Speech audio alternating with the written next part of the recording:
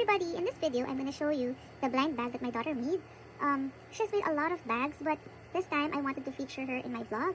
She made a really big blind bag and it's really cool. Today we're gonna open this very blind bag. It got some with nails, makeup, and cute happy face. And the addition is, guess, it's Hello Kitty. Okay, let's open.